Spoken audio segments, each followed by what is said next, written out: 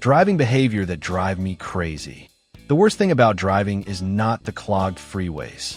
As someone who lives in the greater Los Angeles area, I spend a lot of time driving. Even though we have clogged freeways and bad traffic, the worst thing about spending a lot of time on the road is the other drivers.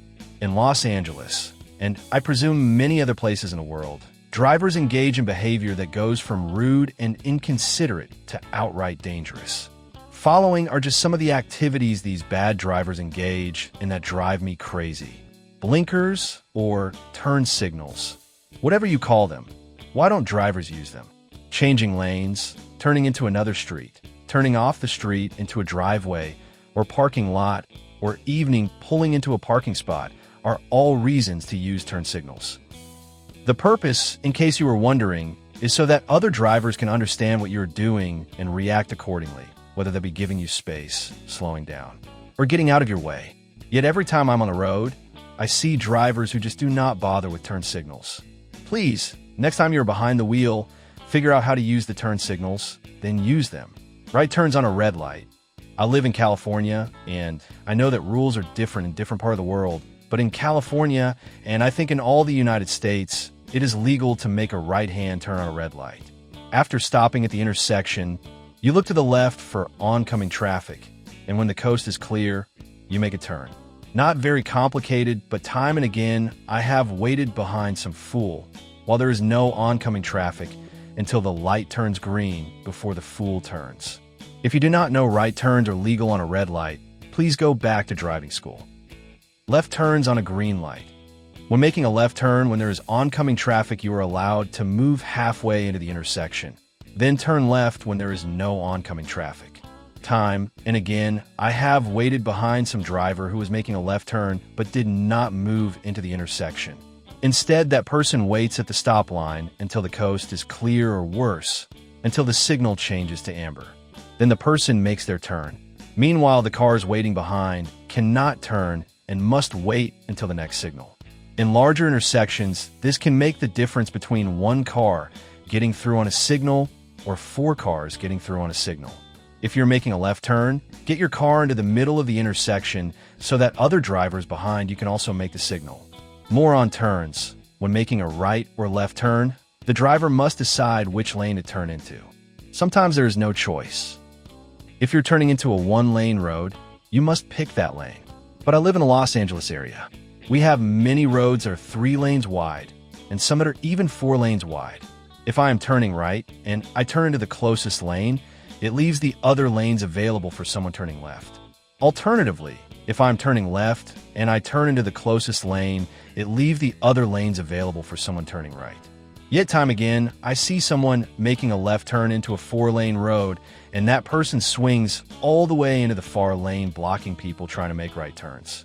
Next time you make a turn, left or right, turn to the closest lane to you, leaving the other lanes open for other drivers. Thunder Road. I attended an Airbnb meeting in Long Beach when the city was implementing new licensing requirements for Airbnb operators. At the dais sat one of the Long Council members. She made some statement that the city needed to license and manage Airbnb operations to ensure that the Airbnb guests did not make a lot of noise and disturb the neighborhood. At question time, I asked a question.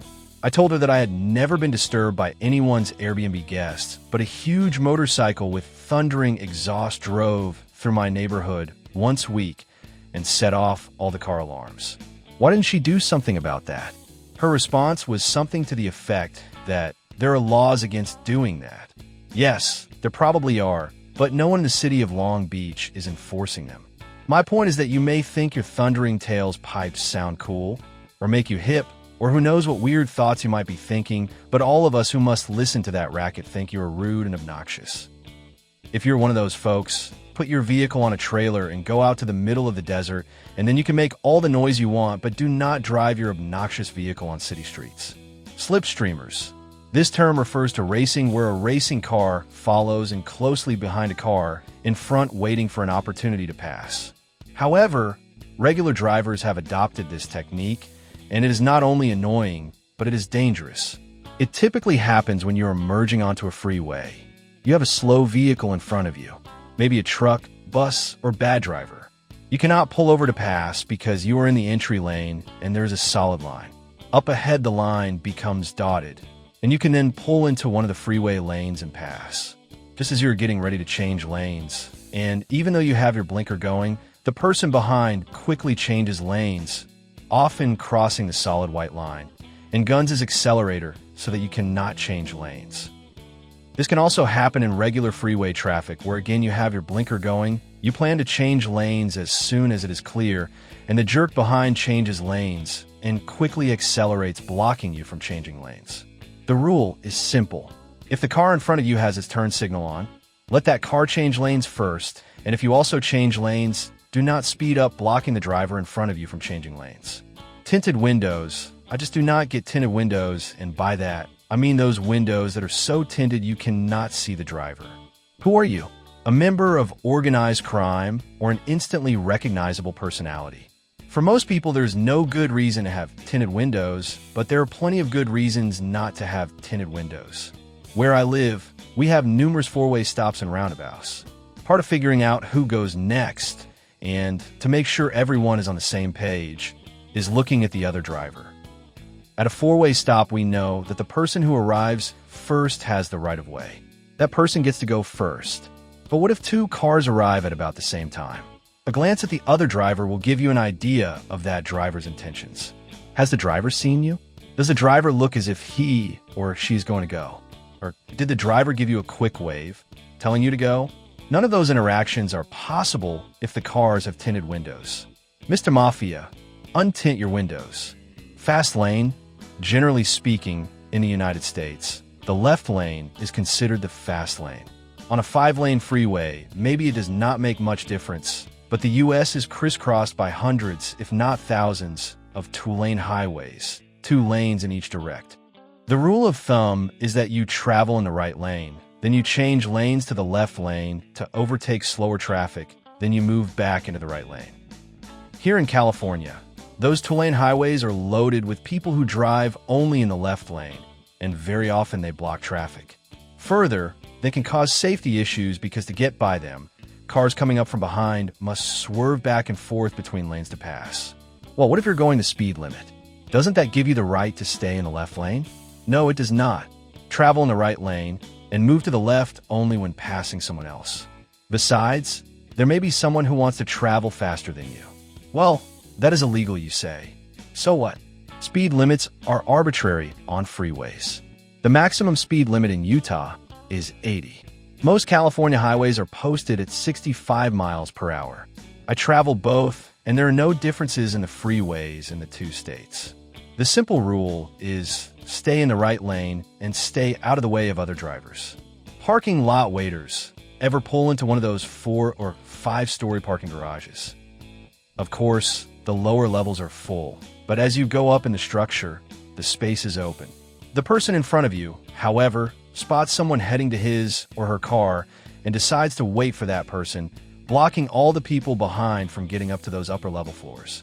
The same thing happens in surface level parking lots. The lot could be half full with lots of parking only 50 feet away, but some waiter will wait for someone pulling out close to the store entrance, just so that person does not have to walk so far. Meanwhile, blocking the way of other drivers looking for parking. If you're trying to find parking, look for those spots on the upper levels or a little further away from the storefront. Chances are the few extra steps you take will be good for your health, and this way you'll not be blocking everyone else. Loud music mania. Where I live, we are entertained, but cars equipped with mega sound systems. Your car windows might be vibrating from the subwoofers of the car next to you blaring rap music. Or your house windows could be vibrating as the pickup truck drives by your house at 6 a.m. with the ranchero music blaring. There is a simple message here. Your car is not a nightclub. Turn down the music. No one else wants to hear your music.